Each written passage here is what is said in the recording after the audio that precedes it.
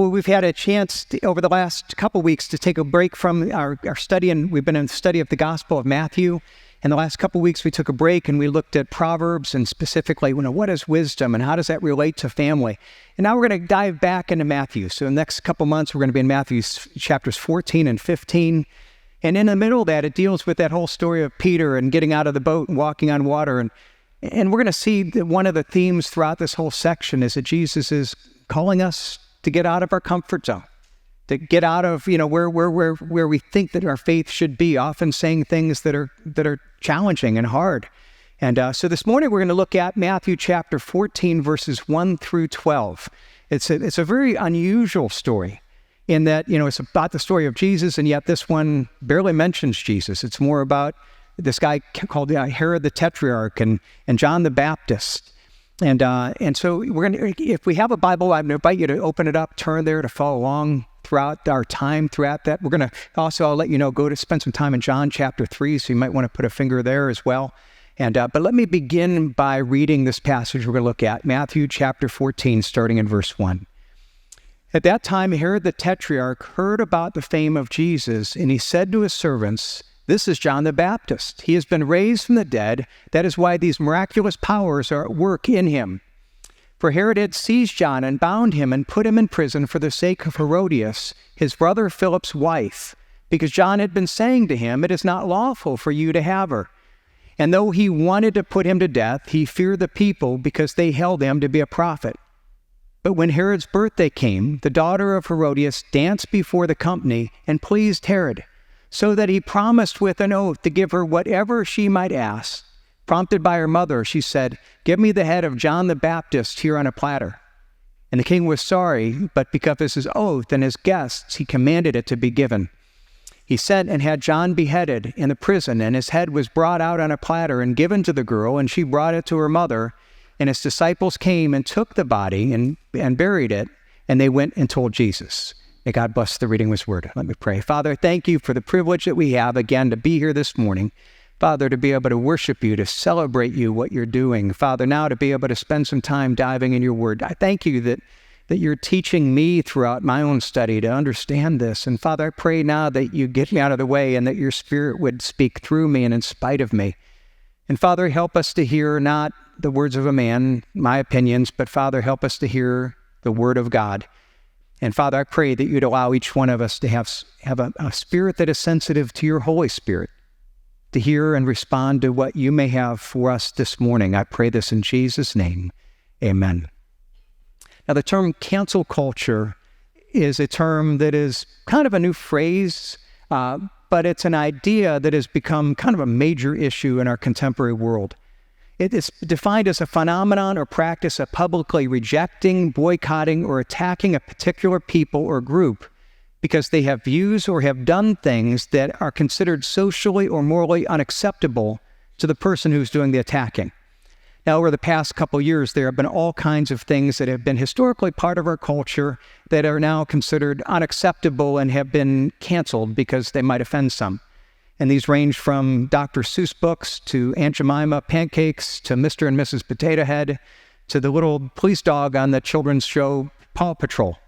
And in fact, for those of us who are from Northeast Ohio, we can see even one thing that is maybe more relevant to us that has been canceled because it's offensive to some. And that's our baseball team, formerly known as the Cleveland Indians. And again, some people, personally, I think they will always be the Indians. I was thinking, okay, maybe I should wear an Indians hat up here the whole service, kind of make my stick. And I thought, well, I might get canceled for that, so maybe not. And, but the thing is it was offensive to some. Now we got to change the name.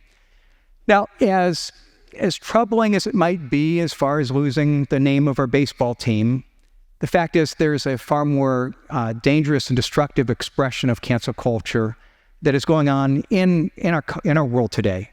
And that is that it's been common for many people in positions of power or influence to turn their attacks on a follower of Christ who will speak openly about their faith or about their belief in biblical morality. And let me even give you a couple recent examples in the last handful of years. Several years ago in Atlanta, their fire chief was a man named Kevin Cochran, and he was fired for on his own time. He had written a book and self-published a men's Bible study book, And as part of that Bible study book, he affirmed a biblical view of sex and marriage. And people heard about that and found it, and he was fired for that. This past year, there was a big news about a Supreme Court case that had gone all the way to Supreme Court. It was about this guy named Joseph Kennedy. He was a football coach at a high school in Washington State. At the end of each game, he would quietly go up to the middle field of the stadium, take a knee and pray and just thank God for everything that had happened. He was told that he couldn't do that. When he continued, he was fired for that expression of his faith. And again, now these are all being fought in courts, and these both resolve themselves well. But what you see is this movement where you have people, again, in positions of influence and power that are using that to try to take any who would stand for Christ, stand for biblical morality, and attacking in such a way that anything from social media, attacking reputation, to even trying to cause people to get fired from their job or trying to destroy businesses. It's a kind of bullying. Now, the question is this something that is new? Well, we say the social media aspect is new, and while it might be somewhat new for our country, actually, if you study historically, you find it's actually not true or new for followers of Christ. This is the kind of thing that followers of Christ have experienced to some degree or other since the history of the church. In fact, what we're going to see this morning is that's kind of the attitude that was going on here in this story in Matthew 14. But let me start out our passage by pointing out something, a kind of a question that's kind of makes you think here in the beginning of the story. If you have your Bibles, go to Matthew 14, and again, let me read the first two verses. At that time, Herod the Tetrarch heard about the fame of Jesus, and he said to his servants, "This is John the Baptist. He's been raised from the dead. That is why these miraculous powers at work within him." So Jesus' ministry is growing. People are following him, and his fame is growing. And Herod hears about that, and his first thought is, this is John the Baptist, the guy that I had executed last year. Well, he's risen from the dead, and he's now continuing the ministry in the form of Jesus. Now, if you think about it for a minute, Herod's response was really illogical. It was unusual. Jesus was just a few months younger than John the Baptist. His ministry had started while John the Baptist was still alive. They had been preaching at the same time, for months. And so now he's sitting there and saying, the first thing he hears, and he gives this wild, illogical response, well, maybe Jesus is John the Baptist. And you have to say, why does he say that? Why does he think that? What's going on there? But keep that question in the back of your mind. We'll come back to it later on. But let's look at the story and try to figure out. The first thing is we read about this guy Herod, and we say, well, who was he? And what we're going to see is that he was a guy that had tremendous power, but yet was also living a life of moral compromise. See, it refers to him in Matthew as Herod the Tetrarch. He's also referred to other places and historically as Herod Antipas. He was one of the sons of a guy named Herod the Great, or King Herod. So if you go all the way back to Matthew chapter 2, when we hear the story of Jesus' birth, remember the wise men come to King Herod, and they talk about seeing the star and a baby that was going to be born. Well, that's this guy's dad. And this guy had been so threatened by the news of a baby being born, he had all the children, the adult or boy children in Bethlehem, 2 years and younger, killed. So not a good guy. Now, who was he? Well, when the Romans conquered an area, what they would do is that they would take a local person, somebody that was, ostensibly represented, that part of the population, and install them as kind of a figurehead ruler. And Herod the Great was Jewish, racially Jewish, but his loyalty was to Rome. But his Jewishness allowed them to install him as king of the Jews, even though he was just, again, a puppet ruler for Rome. Now, he ruled and died in 4 AD, so shortly after Jesus' birth. And at that time, he divided his kingdom into 4 pieces, and he put his 4 sons in charge of these 4 pieces. One of the sons was this guy, Herod Antipas. Another one, we're going to read about him in a moment, was a guy named Philip. And so both of them had pieces. Herod Antipas was specifically over the Jerusalem area. Now here's where the story gets strange. There's a lot of history. Here's where you realize this family was really strange. Okay, Philip, again, one of his brothers, married his niece. So there was another brother who had a daughter. Philip married his niece, his brother's daughter. And Herodias had also gotten married, or the niece was, Herodias. And Herod the Tetrarch was also married to an Arabian princess. But then on a visit to Philip, his brother, he kind of fell in love with Herodias, who was his sister-in-law and his niece. And he decided, well, I'm going to divorce my wife. They both divorced their spouses. And now Herodias, his sister-in-law and his niece, now comes and lives with Herod, bringing her young adult daughter. And now again, if you think about this, you have all these, sleaze and scandal. You've got adultery, divorce, betrayal, incest, high-level political maneuvering, all of this. And here we have this Herod Antipas, this guy who's Jewish by lineage, claims to represent the Jewish people.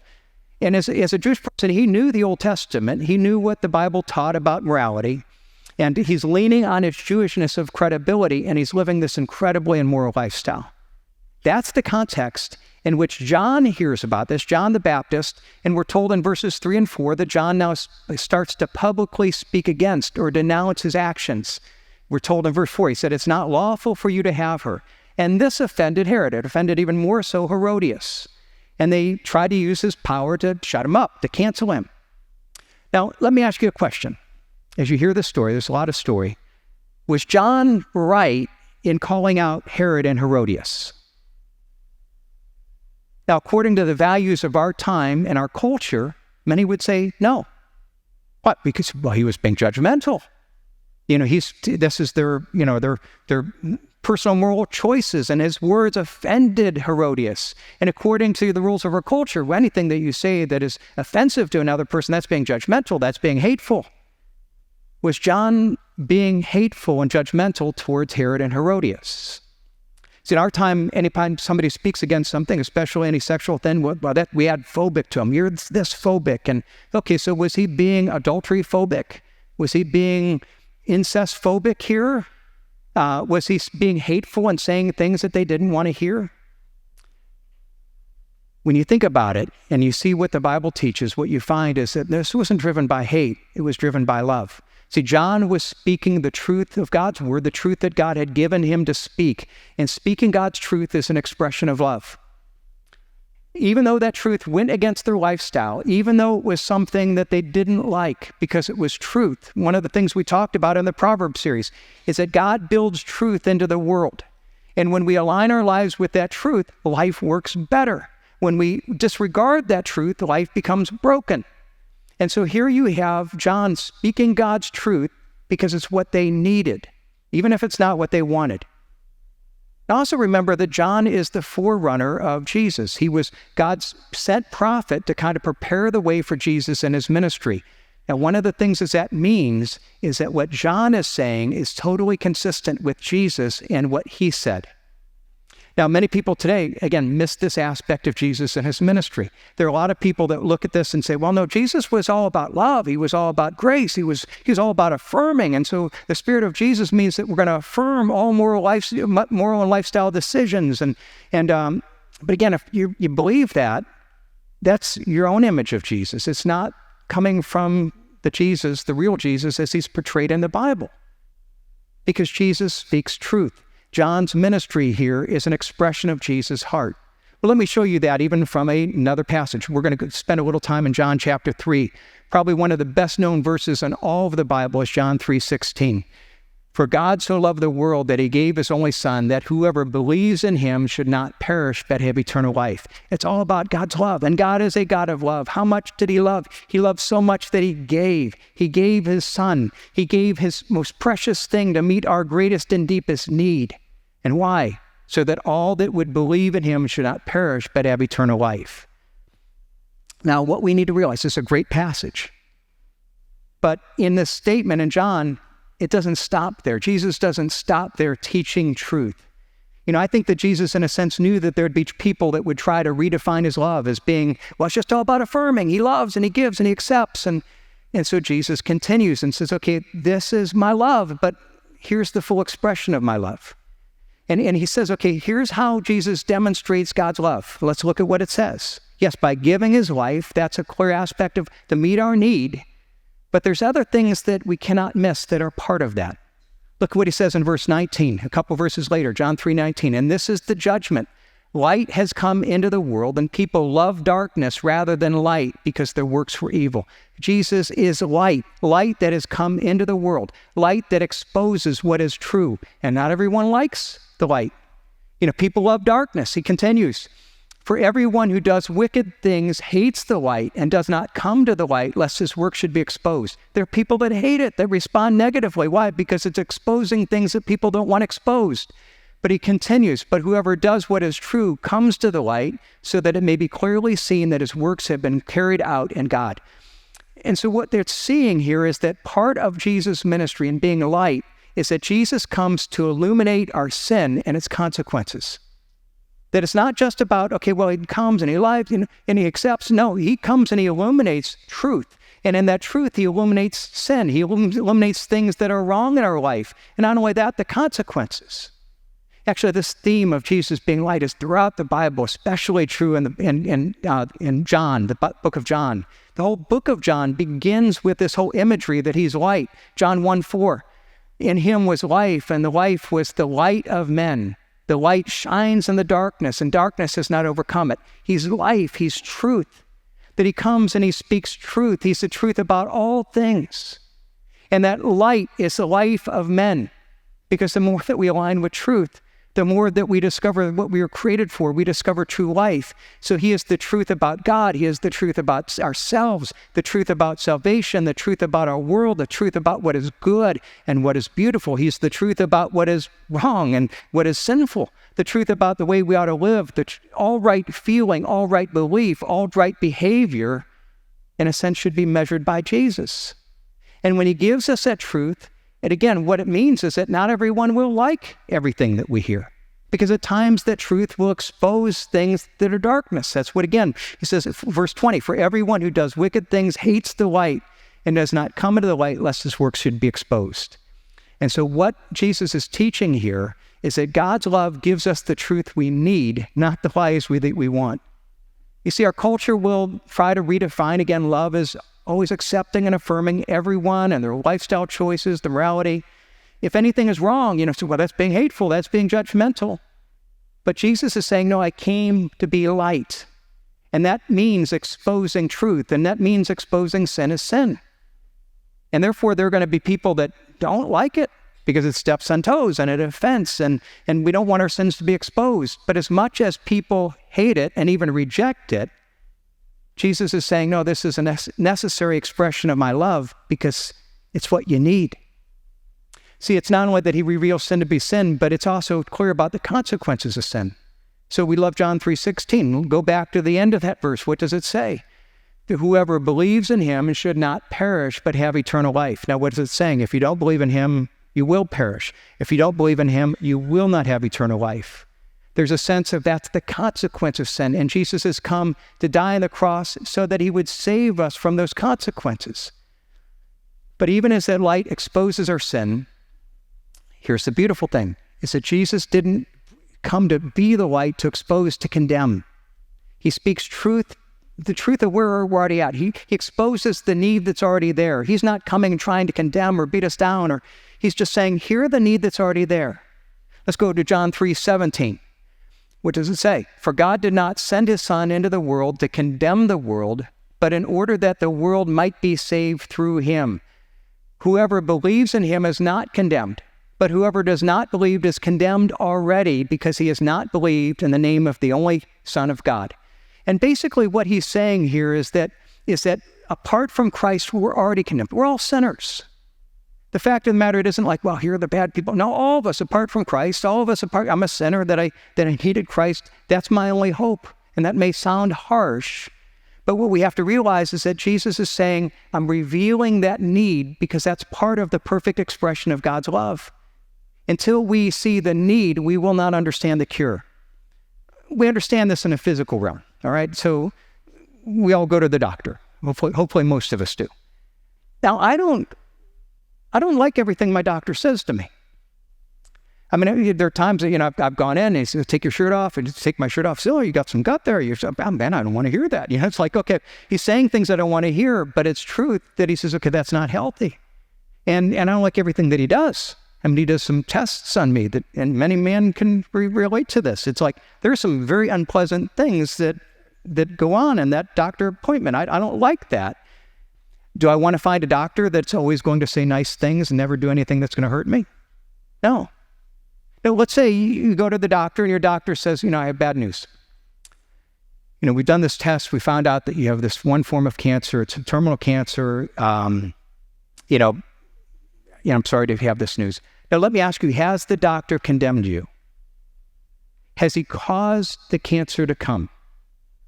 No. No, the cancer was there. What he's doing is he's shining light. He's saying, we've done this test. We've discovered it. Now I'm telling you where you're at. You're already there. Now, you may not like the doctor because of the news he's given you, but his giving you that news is not an act of judgment or hatred. It's a matter of compassion, of love in speaking the truth. Now, you may avoid the doctor because you don't want to hear bad news, but that's not very wise. No, we want to hear the news. We need to know the truth. Now, let's take that illustration a little further. Let's say the doctor comes to you and says, well, this is a form of cancer that is 100% fatal. It's a terminal cancer, but it's also a form of cancer. They have a new disease that is 100% effective in curing it. Now, when he comes to you and tells you about the cancer, again, is he driven out of love or is he driven out of hate? No, it's love and compassion. It's if anything, there's a hatred towards the cancer. I hate what this does. So he's shining the truth of the bad news of the light of saying, here's what the cancer is, because he's not being mean, he's not being hateful. Again, it would be foolish to avoid that. He's saying, here's what is true. I'm exposing the cancer, not because I'm pro-cancer, not because I'm pro-suffering, because I'm anti-cancer, and you need to see the cancer so that it can now tell you about the cure. Only by exposing the cancer and being honest about the suffering which the cancer can bring will cause anyone to go now and take the cure. Now, here's something we understand physically. We will never find the cure until we accept the reality of the disease. The same thing is true spiritually. See, we will never be able to see God's grace until we first of all see our need. That's what's going on here. See, Jesus, in a sense, is a doctor. He's speaking truth, and he's saying, here's the truth about the state of your soul. And he's speaking that truth in a way that we may not always want to hear, but it's truth that drives us towards grace. I love where it talks about, and again, in the Gospel of John 1:14, and the Word became flesh and dwelt among us. We have seen his glory of the only Son of the Father, full of grace and truth. He's full of total grace, full of truth. He comes in truth, an expression of light that exposes our need. But he exposes that need because he's trying to drive us towards grace. See, and again, if we look at it, and even some churches, well, we shouldn't speak, we shouldn't condemn, we shouldn't make people feel guilty. My friends, again, if we're not aware and acknowledge our need, we will never understand our need to come to Christ and to find his forgiveness. And that's why Jesus does this. Again, he doesn't come to condemn, but he speaks words of warning. He offers us forgiveness through grace. He's the light of the world that comes to expose the truth. He exposes our sin and need, but again, his purpose isn't to condemn, but to invite us to grace. He doesn't expose us to reject us, or out of hatred, but out of love to bring us to grace so that we can find forgiveness and healing. And what does that healing look like? Again, that's where John 3:16, for God so loved the world. He loves us that much that he gave his only Son, that whoever believes in him should not perish, but shall have eternal life. Whoever, this is 100% cure. It always works. The question is, have you accepted that gift? You need to admit the need. You need to say, God, I agree with you about my sin, and I ask you to forgive me. I accept what Jesus has done on the cross and trust in him for the forgiveness of my sin. So Jesus' ministry was one of light, of exposing the truth. And going back to John, now what we see is that John the Baptist is in the spirit of Jesus' ministry. And he's speaking against Herod and Herodias, not out of hate, but out of love, in the spirit of Jesus' ministry. But again, back then, like people today, a lot of people don't like the light. We don't like to hear anything that might shine light on something that we're doing wrong. We don't like conviction. So what do? We try to suppress the conviction by silencing the truth. Let's go back to Matthew 14 and see what Herod did in trying to suppress this conviction by silencing truth. First, what he did is he used his position of power to kind of create influence and create pressure that push people into cultural compromise. Now think about it. Again, Herod had lived a very immoral lifestyle. He had made these decisions very publicly. Everybody knew about it. He's representing to be the Jewish leader. He's representing himself as a Jewish person that has the right of leadership of the Jewish people. He knows the Bible, but no one called him out on what he was doing. You see, now you look at this, because of his position of power, and because people knew, that he was kind of a nasty guy, I think they were afraid to. They're like, I'm not doing it. And so what he did is he intimidated people from speaking the truth. And I think that's a lot of what we see when we see, cancel culture. That's exactly what I think is going on, is that there's a sense of saying, well, if I speak out, I might pay a consequence. Well, we shouldn't say that. But I love, again, the spirit of John the Baptist, the spirit of Jesus that is committed to speaking God's truth. And again, John was the forerunner of Jesus. What he did was, again, the heart of Jesus.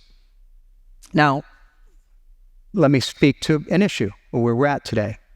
Because what is the issue here? It was about Herod, Herodias. It was about sex. It was about marriage, about all those things. What is God's truth? Well, the fact is the Bible teaches that God has created sex as something to be enjoyed between a man and a woman within the context of a lifelong commitment of marriage. The Bible's clear on that. And that means that any premarital sex, any extramarital sex, any sex outside of marriage between a man and woman in a lifelong commitment is something that the Bible says is wrong. It calls it sinful. Now, I know in saying that, that's very unpopular in our time and culture.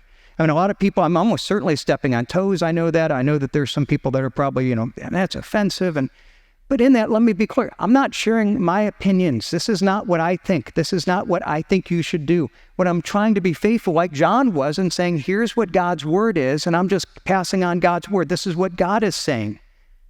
And God's word is always driven by a heart of love. It's a heart of compassion. Now, if you're here today and you're not living in line with that, you say, man, I'm in a relationship I know is wrong. I'm not here to condemn. Nor am I saying, boy, you don't belong here. No, we want you here. Because one of the principles that we talk about a lot that I believe is we're not saying, well, you need to clean up and come before you can come to church. No, you don't clean up to come to God. You come to God as you are. We come with all our mess, with all our brokenness. We come to God as we are. But as we come to God, what it means is now I'm going to come to God and I'm going to let him be the light and expose. And when I come to him, I'm not only going to let him expose, but I'm going to, in time, let him clean me up. And if I'm not letting him clean me up, then am I really coming to him?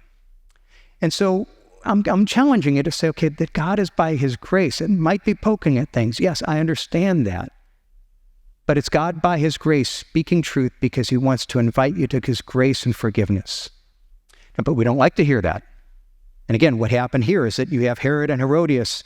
They tried to intimidate John. They couldn't do it. He goes out and he continues to preach. And so what do we read? Is that in verse 3, we read that they had John arrested. They had him locked up. They tried to lock him up and they tried to silence the truth.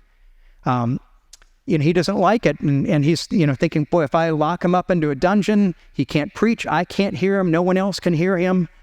And again, I think in the same way, we have people in our culture. We don't like to hear it. What do? We threaten. If not, okay, what can we do to cancel? How can we make it so that we're trying to silence the truth? We try to lock it up.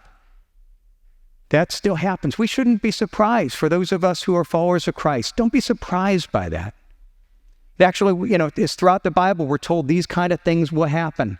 I love what it says in 1 Peter chapter 4. Peter, an apostle of Jesus, said, for the time that is past suffices for doing what the Gentiles want to do, living in sensuality, passions, drunkenness, orgies, drinking parties, and lawless idolatry. Basically, he's saying, that for many of us before we're Christians, that's what we used to do. That was our life. But the thing is, that, again, when we come to Christ, we let him change us. So that's not who we are anymore. So we should be different. But then he continues, as we live life that's different, not everyone will understand or even like that. So with respect to this, they are surprised when you do not join them in the same flood of debauchery and they malign you. And basically what he's saying is you have people that look at this and they're unbelievers. They're like, well, why don't you do this?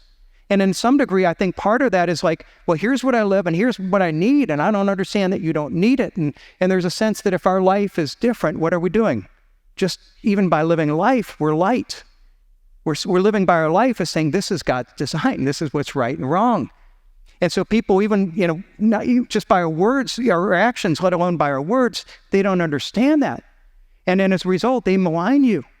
Now, part of that is that they're trying to say, how do I shut you up? Part of that is that I think they're trying to expose a crack. They're trying to say, hey, if I can get you angry, if I can drag you down to my level, well, then you're no longer a light. And then I can say, well, their life is just broken, just like mine.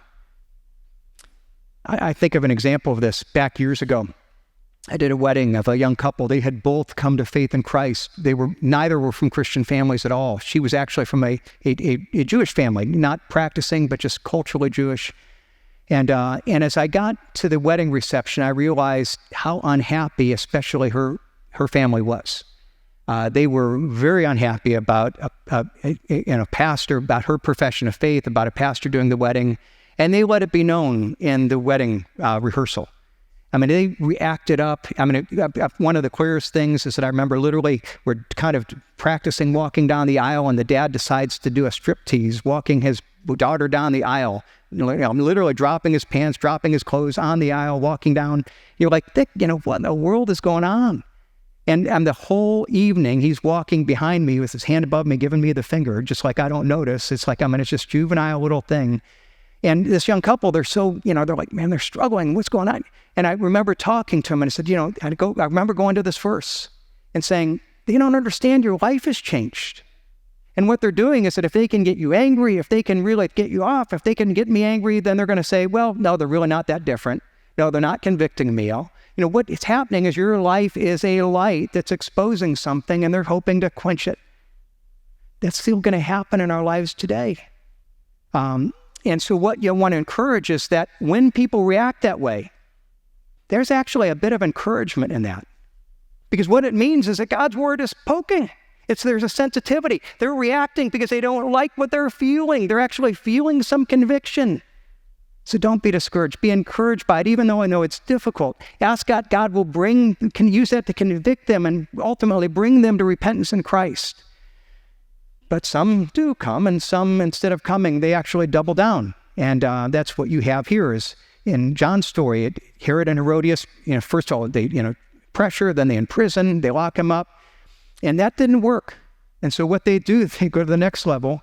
And, she couldn't escape the conviction. Even though they can't hear John, it's like they still hear him in the mind. So they try to kill him. And, I'm sorry. That's not the slide that we meant to go to. They try to kill and bury the truth in conviction. Now let me pick up the story in Matthew 14:6. When Herod's birthday came, the daughter of Herodias danced before the company and pleased Herod. So he promised with an oath to give her whatever she might ask. Prompted by her mother, she said, give me the head of John the Baptist on a platter. Now here's a scene, and it shows you how dysfunctional this family was. Right, Herod's got a birthday, and he says, okay, for the entertainment, I'm going to get my daughter-in-law, my stepdaughter. I'm going to have my stepdaughter come out and do a seductive dance and try to, seduce everybody that is there. And the wife says, hey, that's a good idea. Send my daughter out there to do the seductive dance to all our guests. And she's so good at it that he's like, oh man, I'm going to give you everything that anything that you ask for. I mean, this is a really dysfunctional family, dysfunctional situation. And she goes to her mom and she says, okay, Mom, what should I ask for? And the mom's response is, John the Baptist. And why? He's locked up. She can't hear him. What's going on is that she continues to hear him in her heart. It's convicted, even though, and it's like, okay, I want to kill him. I want to bury him. I want to get rid of this. And even though put his head on the platter, I want to mock him. What a mockery. Here's this guy that says we're wrong. I'm going to serve his head up like a dish to be eaten. That's what it is. It's mockery. And that's what our culture still tries to do. But the beautiful thing is that you see that even in the midst of this, they try to kill him, but God's truth cannot be killed. And so you see, let's go back to Matthew 14:1 and 2. At that time, Herod the Tetrarch heard about the fame of Jesus. And when he said to his servants, this is John the Baptist. He has been raised from the dead. That is why these miraculous powers are at work within him. Now, it goes back to the question I asked in the very beginning. Why does Herod respond in this way? Now realize, again, it's the beginning of the passage, but it's after everything else has happened. It's after they've arrested and killed him and beheaded him. So it's months later, and here you have Jesus, who's only a few months younger than John. He actually was preaching during part of this time, and his first response is, oh, this must be John come back to life. Why? Why does he respond in such a wild, illogical way? And I think the reason is, he had him silenced he killed him, but had he silenced him? No. No, there's still a conviction. So he hears now Jesus who's preaching a very similar ministry, and it's like, oh, that's John still getting after me. He had tried to bury it. He had tried to ignore it, but he couldn't get away from the conviction. I still deal with people today. They know it's something wrong. We did something in the past, and it's a truth of conviction. So what do? We try to bury it. We try to hide it. We try to ignore it. We try to get away from it in any way we can. But then I think about even King David when he had adultery with Bathsheba and killed her husband, and he thought he got away with it. He buried it. He killed her husband. He was good. But look what it says in Psalm 32. He said, "For when I was silent, my bones wasted away through my groaning all day long. For day and night your hand was heavy on me. My strength was dried up by the heat of summer." And he said, "I thought I got away with my sin, but in reality it was destroying me." And there are many people, there might be some here today, it's like, man, I'm trying to bury this, but in reality, I can't escape it. I can't escape the guilt. See, what happens is we think about it and we say, okay, here's this thing that I've done, and I want to bury it. I want to ignore it. But that guilt, that conscience that's working within us is real. And therefore, we can't just ignore it. We can't wish it away. It's almost like this toxic drum of toxic waste that's there. And we think that if we bury it in our backyard, then it's going to be gone. We won't think of it. We could just ignore it. No one ever mentions that we're good, but it's still there. Again, sin, by the way we're created, guilt, these things, because they're true, we can't just ignore it. We can't make it go away for the wishing. Or when we think of our culture decides to take that which God calls sin and toxic, and he says, no, we're going to suddenly declare it sweet. It's wonderful water. And just declaring it, that doesn't change the nature. It's still toxic. And burying it 10 feet deep in our backyard and covering it with dirt means we may not see it. It doesn't mean it goes away. It's still leaking, and it's still doing damage to us. You see, our hope isn't to bury something and to ignore it. Our only hope is for God's light to come and to expose it so that he says, okay, now what I want to do is I want to dig it up. And I know it's painful and I know it's hard, but I want to dig it up because I want to confront it so I can heal it. And that's the drive of God's grace. Now, even in this, in everything that we're saying, if there are things that you're saying, man, you're stepping on toes, or boy, or God's convicting me of this, or this is something I can't get away. And if God's speaking to you in any way today, what I want you to realize is that everything in this gospel, when we put it together, you need to see God's conviction as an invitation, not as condemnation. We're not saying any of this to say, boy, I hope you feel guilty and walk away and shame. And no, not at all. It's light that exposes the truth. Jesus is the doctor. The Bible is the doctor that exposes, okay, here's the cancer. And he didn't bring the cancer, it just exposes it. It's doing damage. And he's saying, I'm exposing it because I want to drive you to the solution, to the healing. And so in all of this, as hard as we may try to escape the truth, we will never be able to escape the truth. And if you're trying hard and you're running away and God keeps bringing you back, or you might be here today and what am I doing here today? I didn't know, I just came and I didn't expect them to step on my toes in this way. That's God pursuing you out of love and grace, not out of hatred, not out of judgment in any way, but out of love and grace, saying, I want to expose this so that I can heal it. You see, it's driven out of love. And what is that love? God so loved the world that he gave his son, that whoever believes in him should not perish but have eternal life. Whoever believes in him, whoever acknowledges, God, you're the light, you've exposed this need, and I acknowledge that, and I ask you to forgive me, and I believe in you. Well, what happens is he takes that thing that did condemn us, and it's not paid for in Jesus at the cross, and he offers us forgiveness, he offers us grace. We come to him with all of our mess, and we say, God, expose the mess so that I can surrender it to you and be healed. It's an invitation that he gives to each one of us today. And for those of us that are here and we say, okay, I've realized that, and we live in a culture where, man, we're pressured, we can't say certain things, and I want you to realize that God's truth is always true. It's the truth that our culture may not always want, but it's what we need. And we have to speak truth because the truth of God's word is what drives people to see the need so that it drives us to the solution of God's grace. We're going to close in prayer and then end with communion, and that just last statement of reminding of saying, this is how we come to Christ and what this symbolizes today. And that is it for this week's message. If you have a question about the message, community church, or Jesus Christ, send us a text to 330-400-3242. You can learn more about our events and community groups online at ccpl.life/connect. There, you can also send in a prayer request. We would love to pray for you. Have a blessed Lord's Day, and we'll see you next week.